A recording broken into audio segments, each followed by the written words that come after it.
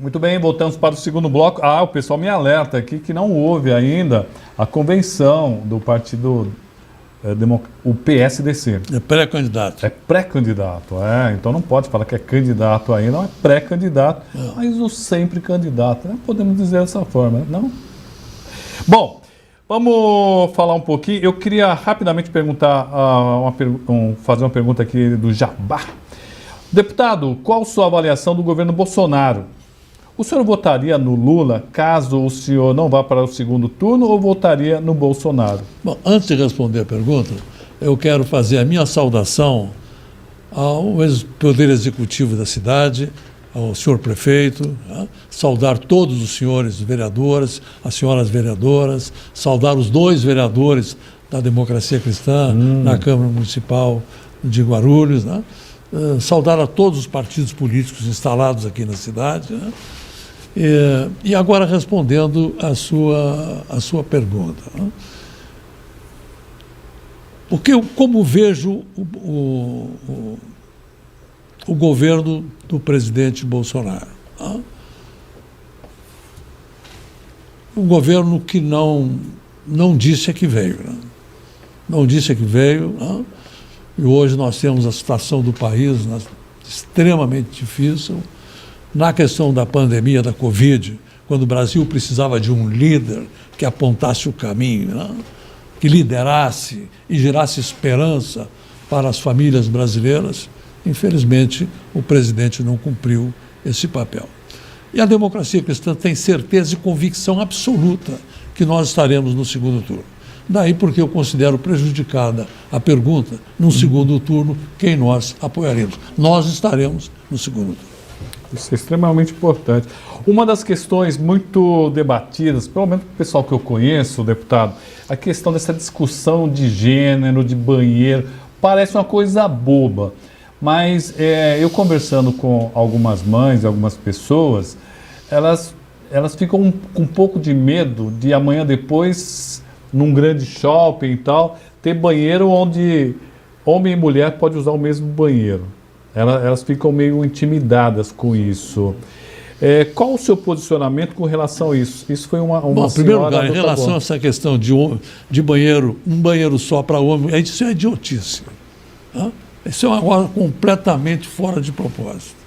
Agora, quanto à questão de gênero, qual é a minha posição e a posição da Democracia Cristã? É a Constituição. O que a Constituição diz? É livre orientação sexual das pessoas. E ela deve ser respeitada. Então, essa é a posição da Democracia Cristã. Então, a Constituição fala, é livre opção sexual das pessoas, e ela tem que ser respeitada. E para aí.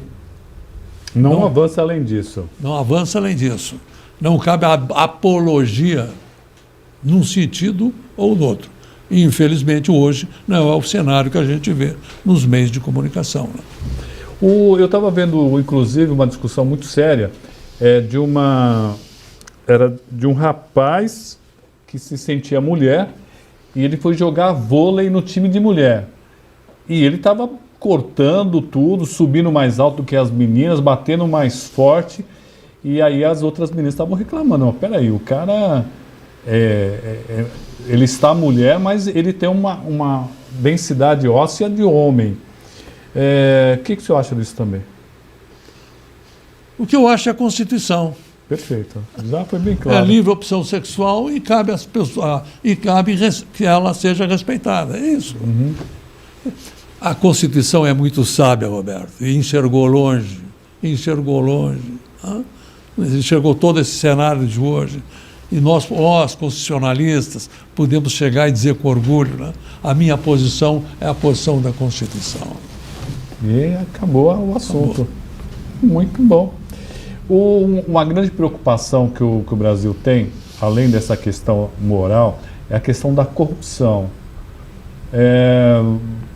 Sabemos aí o que aconteceu com o governo Lula, muita gente devolvendo dinheiro, gente sendo presa. E aí nós temos também, no governo Bolsonaro, ele no começo falou que não tinha nada. E aí ele começou, não, veja só, não dá para um presidente olhar tudo. E todo governo tem corrupção. Num governo Emael, terá corrupção também? Nós defendemos que exista um processo de descoberta da corrupção no ninho, no seu nascedouro. Né? Todo político corrupto é um serial killer, é um assassino Concordo, em série. é meu pensamento. Então a corrupção tem que ser, sabe, perseguida, encontrada e punida com rigor total. Né? Eu volto a dizer, todo político corrupto que desvia recurso público, né? Ele provoca a morte, né? E ele tem que ser tratado como serial killer, ou seja, como um assassino em série. E a corrupção tem que ser tratada com penalidades severas. É um dos maiores crimes que existe, porque a corrupção é um crime contra a família, é um crime contra a pessoa. Né? Eu, às vezes, fico pensando, né? Como pode, na área política, uma pessoa que se elege, por exemplo, para servir ao seu semelhante, ser capaz de produzir corrupção? É difícil entender isso. Como pode alguém fazer isso? É um dos piores crimes que existe, a corrupção, não tem dúvida.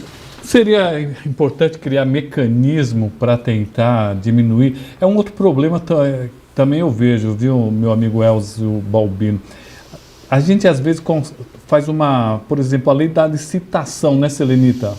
É uma coisa tão travada que fica difícil fazer uma licitação hoje em dia. No entanto, se não tiver esse mecanismo, acaba tendo sempre desvio de dinheiro para cá, para lá. Como fazer uma máquina com bons mecanismos para que haja o mínimo de vazamento possível? Nós temos que desenvolver um processo de descoberta através de uma atividade, né, enraizada, um processo de auditoria permanente, mas que descubra a corrupção no seu nascedouro, onde ela está nascendo, antes que ela cresça.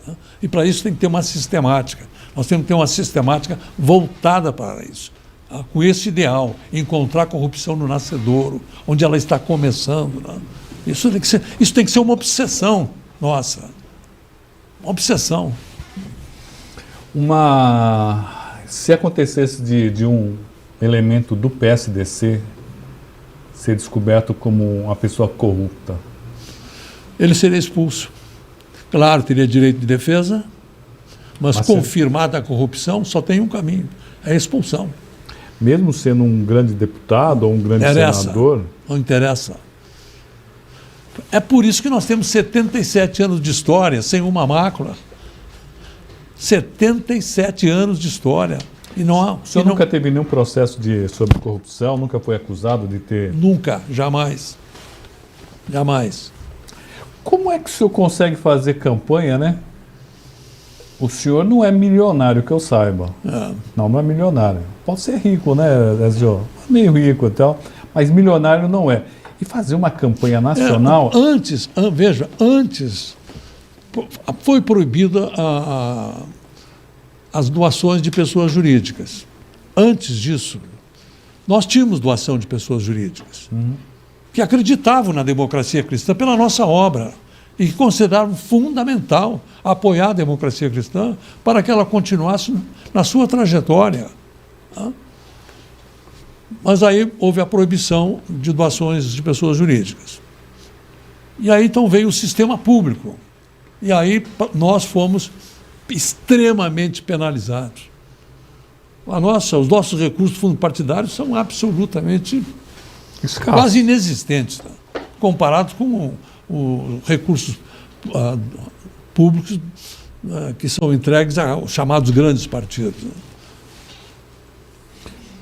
É uma coisa realmente muito complicada. Vocês não... Então, minha dúvida é essa daí, né? É por sua simpatia, quer dizer, ontem o senhor esteve lá no Pânico, hoje o senhor está aqui. É isso mesmo que é a sua pessoa, o seu discurso e o seu carisma que acaba abrindo portas sem a necessidade de injetar muito dinheiro? Claro. Por exemplo, como a área empresarial descobriu a democracia cristã? A nossa defesa do contribuinte. A defesa sistemática da democracia cristã para que exista igualdade na área tributária. Né? Eu vou lhe falar agora de uma das conquistas nossas para o contribuinte. O inciso 4º do artigo 150 da Constituição, que proíbe que tributo tenha efeito de confisco. Nenhum tributo pode ser tão forte que impeça um empresário de crescer, impeça uma pessoa de manter a sua família, né? Na época, os colegas me falavam, mas quando é que vai ser confisco? Eu falei, a jurisprudência vai mostrar. A questão dos 4, 5 anos atrás, uma empresa, acho que de Goiás, foi multada no ICMS em 25%.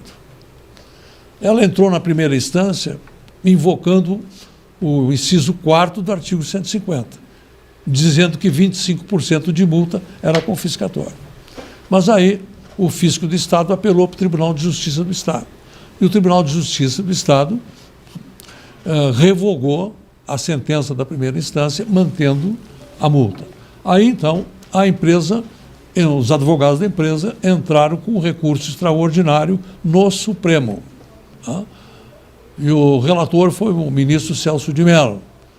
Por unanimidade, o Supremo decidiu que uma multa de 25% no ICMS é confiscatória. Então, já estabeleceu um parâmetro. Tá? Mas, continuando, respeito à capacidade contributiva, democracia cristã. Tá? Citei isso antes do início, na nossa conversa.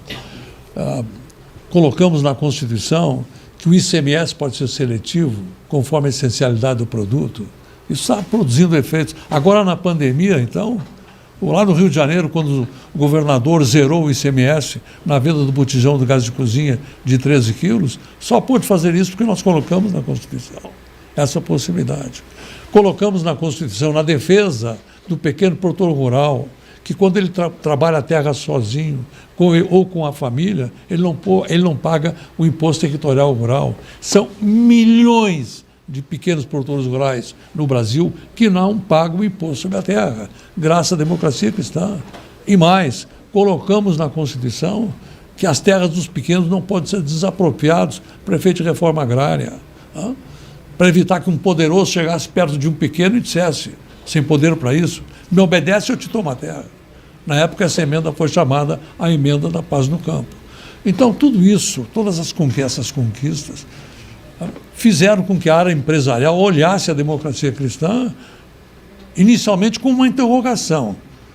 E depois, na medida que foram compreendendo o alcance das nossas medidas na defesa do contribuinte, passaram a ser apoiadores, porque viu na democracia cristã realmente aquela força aliada para impedir o abuso na área tributária. Né? E nós continuamos hoje, na mesma posição. Né? O Rodolfo Milone. Boa noite, aqui é o jornalista Rodolfo, moro em Santos e tenho vários clientes.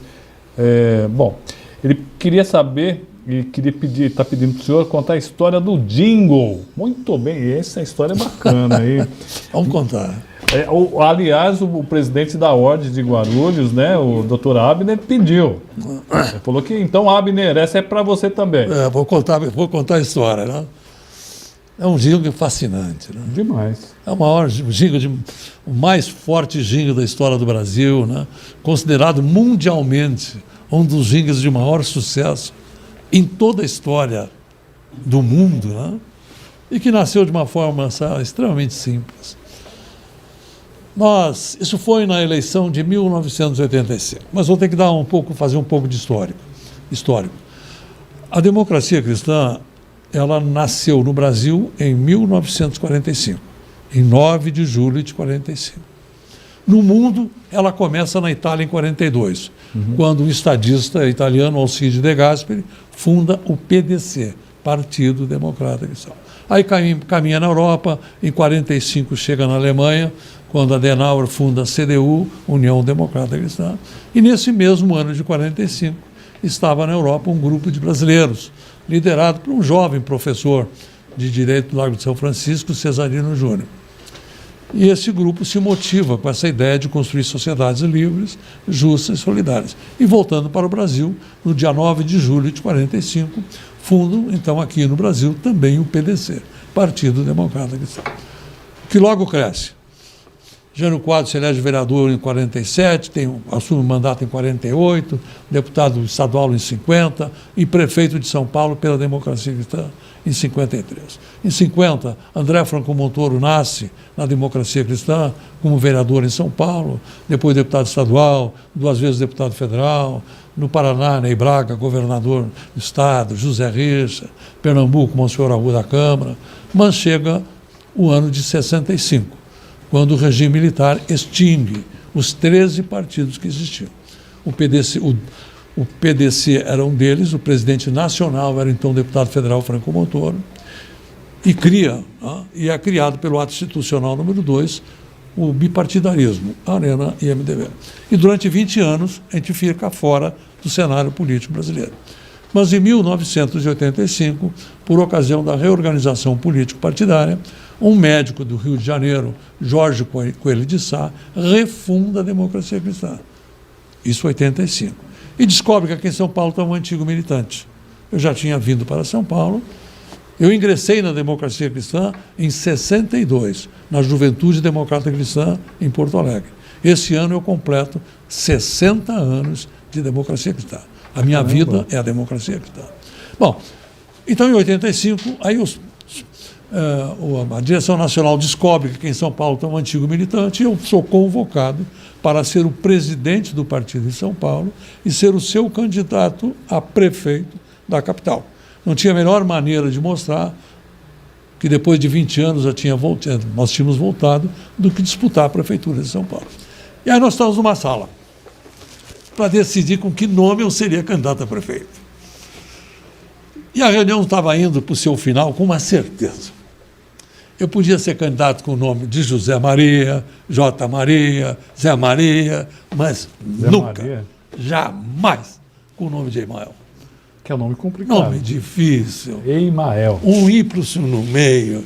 Ninguém ia saber falar, muito menos escrever. E aí um companheiro nosso, José Raimundo de Castro, compositor de música popular, e alfaiate. Aí, nós éramos 6 pessoas na sala. Aí ele ergue o braço e diz, mas também tem uma coisa, se a gente ensinar o povo a dizer Emael, o povo não esquece mais. E aí ele acrescentou, vocês me dão 2 dias? Aí, Roberto, só para não magoar o companheiro, só para não deixá-lo triste, sem nenhuma expectativa, nós dissemos, tá bom, Castro, você tem os 2 dias. No final do segundo dia, lá pelas 5 horas da tarde, ele conta como foi. Ele pediu para o auxiliar dele na alfaiataria pegar o telefone. E ele pega o violão e me canta o jingle. Quando ele terminou de cantar o jingle, eu disse a ele, Castro, a partir de hoje, eu devo a você a minha história política. E foi mesmo. Eu senti que ele tinha criado algo de gênio. A genialidade do Castro foi ver no EI brasileiro o EY. Ou foi ver EY no EI brasileiro. Né? E ele aproveitou para dizer o que o Emael era, um democrata cristão.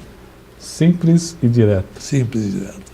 Maravilhoso. Eu quero prestar uma homenagem ao Castro, que faleceu agora em dezembro, mas em novembro ele foi homenageado por nós com uma placa de prata. O Ezio estava lá, Vanderlei junto, e ele tão comovido ficou que ele pegou a placa e beijou. Que bacana. E o receio que nós tínhamos era não homenagear o Castro em vida. E felizmente nós conseguimos prestar essa homenagem a ele ainda em vida. Essa é a história do jingle. Isso é maravilhoso, né? Saber uma história dessa, hein? Pessoal, vamos fazer o seguinte, produção. Recorta, faz isso aí um corte aí da história do jingle, é importante. Pegou? Anota aí o tempo para ficar mais fácil amanhã, viu, Aninha? Vamos recortar isso daí que eu acho muito legal. E nós já estamos terminando o nosso tempo. Olha só que alegria ter aqui José Maria Emael. Como eu já disse, uma figura importante, mesmo naipe aí do Montoro, mesmo naipe histórico, né? Do Ulisses Guimarães. Pessoa fantástica, eu fico muito contente. Mas eu quero falar mais uma coisa. Por favor, se eu tenho ainda uns 5 minutos. Num determinado momento na Constituinte, um grupo pequeno quis tirar o nome de Deus da Constituição. E embrulhou para presente a proposta. Nada contra o nome de Deus, imagina. Mas a Constituição é um documento laico, por que misturar Deus com a Constituição? E embrulhada para presente, essa proposta estava andando. E coube à democracia cristã, por meu intermédio, erguer na tribuna a sua voz para derrotar a proposta. E, Roberto, o fiz com palavras muito simples. Olhei aqueles constituintes e disse apenas o seguinte: que pretensiosos seremos nós se quisermos esquecer das palavras do próprio Cristo quando ele nos diz: quando 2 ou mais se reunirem em meu nome, eu ali estarei. Ou quando nos diz: pedi e recebereis. Depois que terminei de falar, se fez um longo silêncio. Depois um constituinte se levantou, todos se levantaram, menos aquele pequeno grupo que queria tirar o nome de Deus da Constituição. E aí, Roberto, começou um aplauso que não terminava mais. Quando a gente achava que ia terminar, começava de novo mais forte, mais forte, mais forte. E não era a mim que aplaudiu. Aplaudiu era a permanência do nome de Deus na Constituição do Brasil, abençoando e iluminando as famílias brasileiras. Mais um corte, tá vendo? Ó, mais um corte aí, maravilhoso, pelo amor de Deus. Olha que coisa. Eu gostaria muito de fazer a primeira entrevista, se o Elzio deixar, ele como presidente. Já pensou? 1º de janeiro eu vou para Brasília lá. Não, 1º de janeiro não. Em agora outubro, dia 5. Dia 5. Faz uma promessa para mim. Promete que vai ser eu vou ser o primeiro a entrevistar o senhor. Eu vou recebê-lo de braços abertos. E aí nós vamos recordar essa entrevista. Vamos, opa! Para quem acha que tem coisas impossíveis, para Deus não existe nada impossível. E olha, sinceramente, nós estamos precisando muito de algo diferente. Eu quero te dar uma boa notícia. Tem uma enquete aí que já está com mais de 2 milhões de votos. Eu já sou o 4º colocado. Aí, olha, gente, alguém consegue correr lá em cima e pegar um livro meu? Não consegue, né? Vai, consegue? Bom, quem quiser falar com o Emael, ou mandar sugestão, ou mandar apoio, como é que faz? Entra no nosso site, democraciacristã.org.br. Né? Muito bem. E aí E é só dar o telefone que a gente fala com ele. Ah, é? Telefone ou WhatsApp. Né? Tem toda uma equipe aí. E acredite, né? Todo mundo fala assim, tá na frente. Inclusive, saiu uma pesquisa dizendo que tem duas pessoas na frente. Não tem ninguém na frente, né? Porque não houve votação ainda, né? Então eu vou pedir aqui, você sabe que eu lancei um livro faz um mês aqui, e lógico que eu não vou deixar isso barato. Eu vou dar de presente aqui. Atenção, câmera, cadê a câmera? Aí, ó. Tô dando de presente nosso livro, Artigos de Quinta. Espero que o senhor possa ler. Vou lê-lo e comentar consigo. Seria maravilhoso. Se o senhor comentar escrito... Eu vou fazer uma dedicatória aqui, porque ele vai ser o próximo presidente da República. Já pensou? E o meu livro lá no Palácio? Pensando. Uma preciosidade, junto. Gente, agradecer muito ao senhor. Foi um prazer tê-lo aqui, de coração mesmo. Respeito muito o seu trabalho. Não é porque eu estou aqui na sua frente, não. Mas é fantástico e a gente tem que respeitar muito quem já trabalhou por essa terra, quem já construiu alguma coisa. Gente que já destruiu tanta coisa, né? E a gente vê uma pessoa com mais de 60 anos na estrada aí, trabalhando, lutando pelo Brasil. Merece todo o nosso respeito. Muito obrigado. Agradecer à Democracia Cristã, meu amigo Ezio Balbino. Eu conheço você, mas não lembro o seu nome. O Vanderlei. Já nos vimos, Vanderlei, algumas vezes. Desculpa. E nosso presidente de São Paulo, da capital. Olha, você viu que chique. Pessoal, viu que chique, hein? TBL Comunicação, programa Tribuna Livre.